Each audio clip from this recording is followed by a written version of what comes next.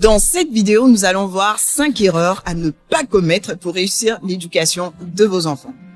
Et avant de rentrer dans le vif du sujet, je tiens à vous remercier pour vos nombreuses questions, pour vos nombreux commentaires, pour vos messages et aussi pour votre enthousiasme. Franchement, ça fait chaud au cœur. Merci. Je vais répondre à vos questions en détail dans une prochaine vidéo. Bonjour, je suis Eunice Telloro, mariée et j'ai 4 enfants. Je suis la créatrice du blog éduquersonenfant.com. J'ai créé éduquersonenfant.com parce que j'avais un vif désir de partager avec tous les parents qui, comme moi, souhaitaient transmettre des repères et des valeurs solides à leurs enfants, des conseils pratiques pour y arriver. Et 7 ans après la création du blog, vous êtes plus de 280 000 followers soucieux de relever ce défi à suivre le blog. Ça fait chaud au cœur. Merci. Tous les parents du monde rêvent d'élever des enfants confiants, bienveillants, qui ont des comportements en adéquation avec leurs valeurs. Et dans une précédente vidéo, je vous ai expliqué 4 principes pour transmettre des valeurs solides à vos enfants, même si vous avez un agenda chargé. Et nous avons également vu comment votre style parental pouvait bâtir ou ruiner la confiance en soi de vos enfants dans une autre vidéo. Dans cette vidéo, nous allons voir donc ces 5 erreurs à ne pas commettre pour réussir l'éducation de vos enfants. Connaître ces erreurs va vous permettre de gagner en temps et en expérience dans votre rôle de parent. Restez avec moi et soyez bien attentifs. Je vous recommande d'ailleurs de prendre des notes au fur et à mesure de la vidéo pour ne rien rater. Vous allez le constater, ces erreurs sont très subtiles et nombreux sont les parents qui tombent dans le panneau les 2 pieds joints. J'ai moi-même commis, dans une certaine mesure, plusieurs de ces erreurs. Erreur 1, c'est croire qu'un parent a très peu d'influence sur l'avenir de son enfant. Beaucoup de parents la commettent.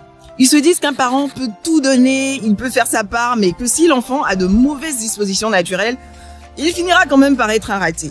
Ou alors que si le destin en a décidé autrement, l'enfant va quand même échouer. D'autres parents se disent qu'un enfant subit beaucoup d'autres influences, entre les copains, les voisins, l'école, les médias, la culture. Ils se disent que l'enfant est à la merci de toutes ces influences. Mais au fait, quel niveau d'influence les parents ont-ils sur leurs enfants? Je préfère laisser le docteur Ross Campbell, qui est un pédopsychologue et psychiatre américain, qui est spécialiste de la famille et auteur de best-sellers, répondre à la question. Voici ses propos.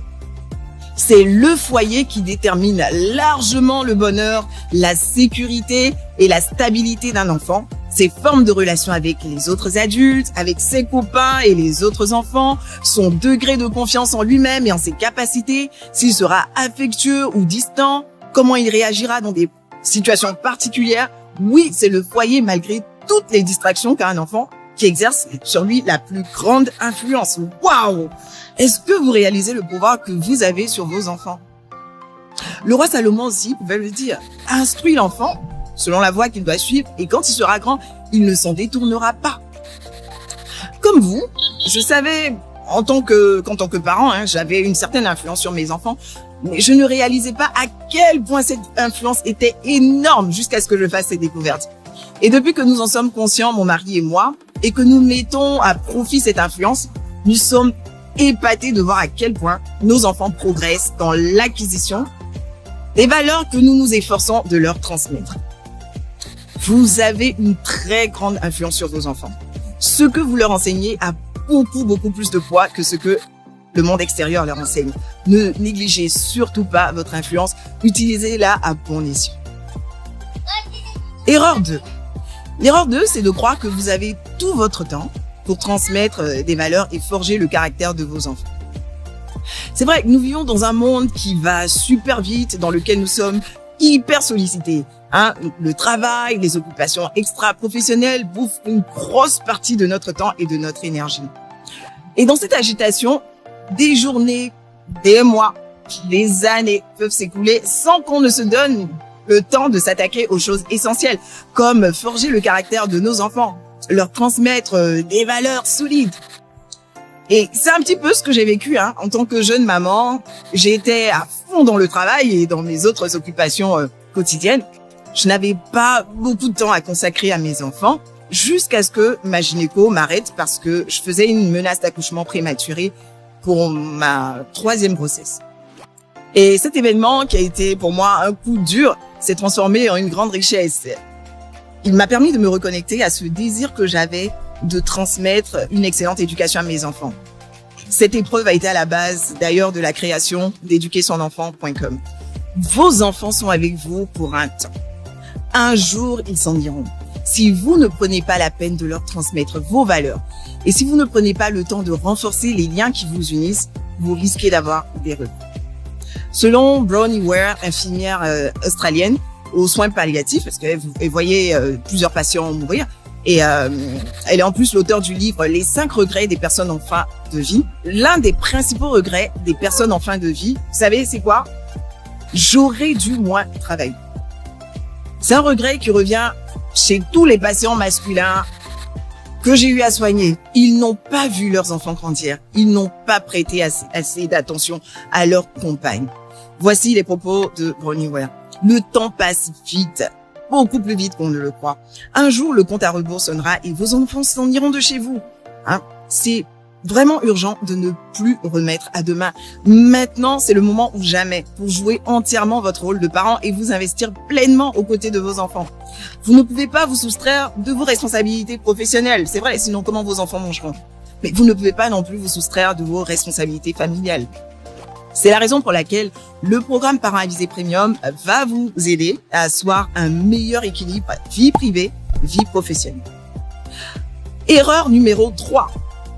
Croire que parce que vous avez de bonnes valeurs, vos enfants vont naturellement les adopter. Quelle erreur grossière.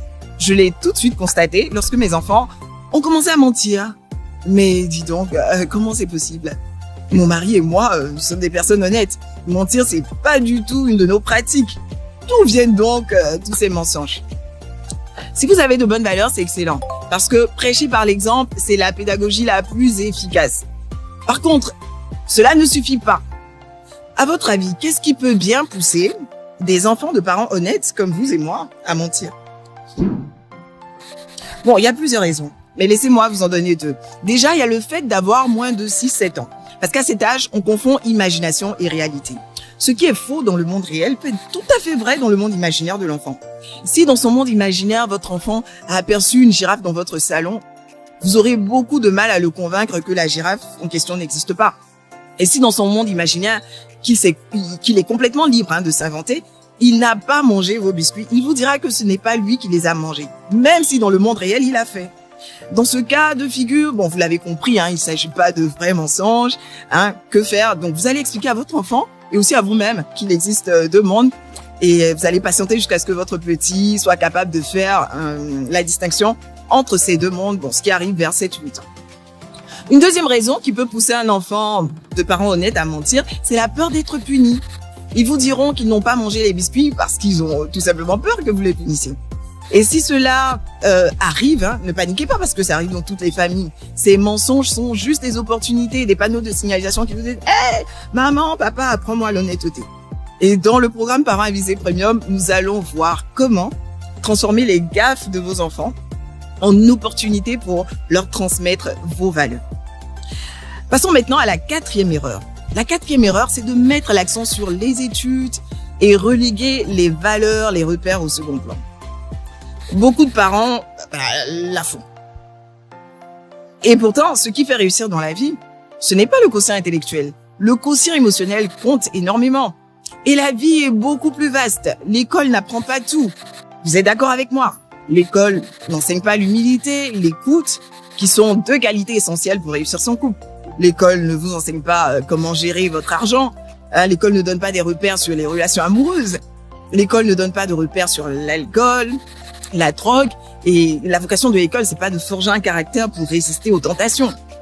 Le programme Parents Avisés Premium est conçu pour vous aider à transmettre à vos enfants tout ce que l'école n'enseigne pas et qui est indispensable pour qu'ils soient demain des adultes autonomes, épanouis et ayant un impact significatif dans ce monde. Enfin, l'erreur 5, c'est de penser que l'éducation d'un enfant est très intuitive et qu'on n'a pas besoin de se former pour réussir. Certaines personnes se disent qu'il est ridicule de se former pour être un bon parent. Bon. Se former sur le marketing digital, sur l'intelligence artificielle, comment investir dans la bourse. dans l'immobilier. Vous voyez, ça fait sens. Mais voyons, se former pour être un meilleur papa.